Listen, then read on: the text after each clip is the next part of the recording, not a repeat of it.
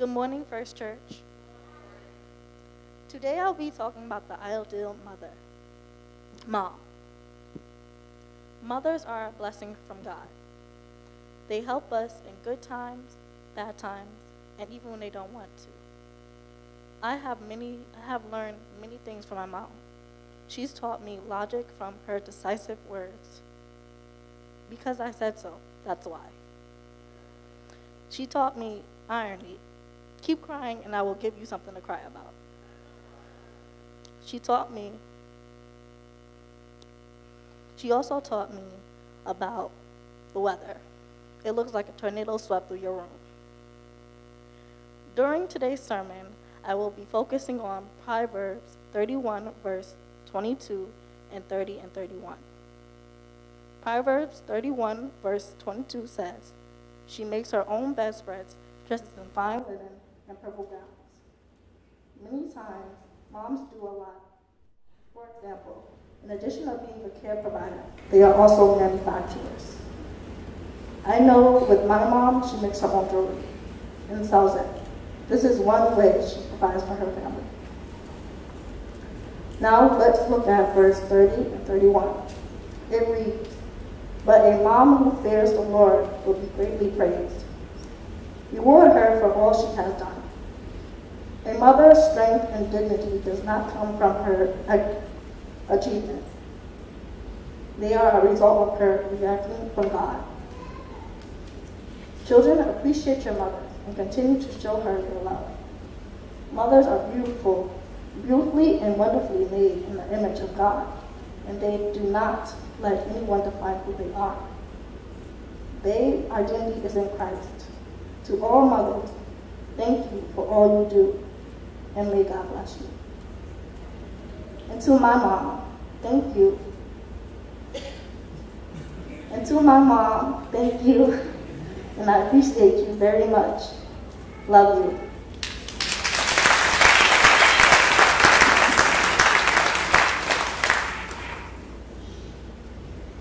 Good morning. Good morning. So I'm going to be speaking about the ideal mom as well. And over the years, I have learned a lot from my mom as well. For example, she taught me foresight. I don't know if you guys have heard this before, but I'm probably sure you have. She always said to me, make sure you wear clean underwear in case you get into an accident. This is something that her mom used to say to her. My mother also taught me behavior modification. She always said, don't follow your friends. Be a leader, not a follower. Haven't you all learned many things from your mom over the years, right? And no matter what, no matter how old you get, your mom can always teach you something. So today's sermon, yes, is called The Ideal Mom, and it's taken from Proverbs 31, in which I will be focusing on verses 10, 15, and 18. So let's look at verse 10.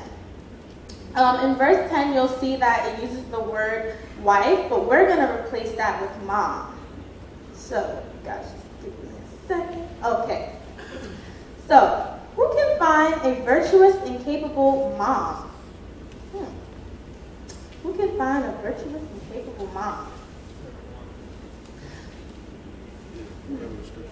Virtuous, meaning morally excellent, upright. Meaning mom who stands up for what is right. And she doesn't let her family be broken because of something small. So let's say you guys are older and maybe something's happening in the family. Maybe your brother borrowed $100 from you, right? And you're like, okay, but you gotta pay me back. And he doesn't ever pay you back. So then you get upset and you're like, you know what, I need my money. You know, I know you're my brother, but I need that money back. And then you get angry and you get bitter because he didn't pay you back your $100.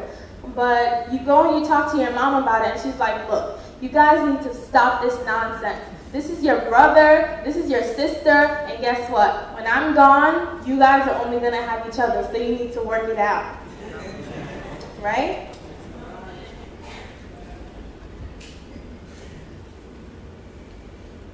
Okay. The next part says, she is more precious than rubies. more precious than rubies. She's worth more than an expensive type of jewelry. You know, mothers are priceless. They wear many hats and they make many sacrifices. They go through so many things. I have an example with my mom. We were driving in the car and I was scrolling through Facebook and I saw that she was tagged in a picture and it was one of her coworkers, and I said, "Oh, Mommy, is your coworker leaving your job?" She was like, "Yeah, she got a new job, a new promotion." And I said, "Well, how come you didn't apply for that?" And she was telling me, "Well, you know, it's too far away, and if something happens, I need to be close by so I can get to Gabriel's school or so I can get to you." So our mothers make sacrifices daily, even if it's a small sacrifice, making breakfast because she wants to make sure that her children are fed and they're not hungry when they go to school. And sacrifice is known to be the greatest sign of love, and there is nothing greater than a mother's love except for the love from God, which He gives to our moms so that they can give it to us. And so they do many things. They're teachers, counselors, cooks, bakers, seamstresses. When there's a rip in your dress, you ask your mom, "Hi, Mommy, can you sew this up for me?" There's a rip in your coat, she sews it up for you. They're cooks. Maybe you want her to make something that you love. I know with my mom, she makes these frittatas for breakfast. She puts eggs, potatoes, cheese, spinach. It's really, really good. And that's one of the things that I love that she makes, among with many others. So now, we're going to go to verse 15. And it says, "She gets up before dawn to prepare breakfast for her household." And we're just going to focus on that one part. She gets up before dawn to prepare breakfast for her household. So she gets up before the sun rises to make breakfast for her kids. Maybe if she has a niece or nephew that's living with her, makes breakfast for them. You know, she makes breakfast and she sacrifices her sleep because she has to get up early in the morning. Then after she makes the breakfast and makes sure everyone's good to go for school, they got their clothes, their book bag, their books, everything that they need, then she has to get ready herself for work. And sometimes if your mom takes you to school, they're like, "Mommy, why are you taking so long? You know, it's time to go." And she's like, "Well, I gotta get ready too," you know? So moms, you do a lot and we thank you.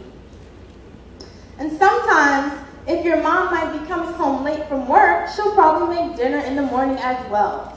Or maybe if she prepared dinner the night before and there's leftovers but there's no rice to go with the chicken or a steak that she made, she'll make the rice in the morning and make sure it's ready for you to go in the fridge when you come home to eat it. So, you moms do a lot, and we just want to say thank you today. Thank you for all that you do. Verse 18, "She makes sure her dealings are profitable. Her lamp burns late into the night."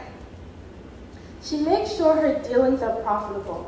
She makes sure that when she's at work, that she's doing what she needs to do. She's making sure that her work is done correctly. She's making sure that it's valuable. She's making sure that she's doing that good work so that she can provide for her family, to put food on the table, clothes on our backs.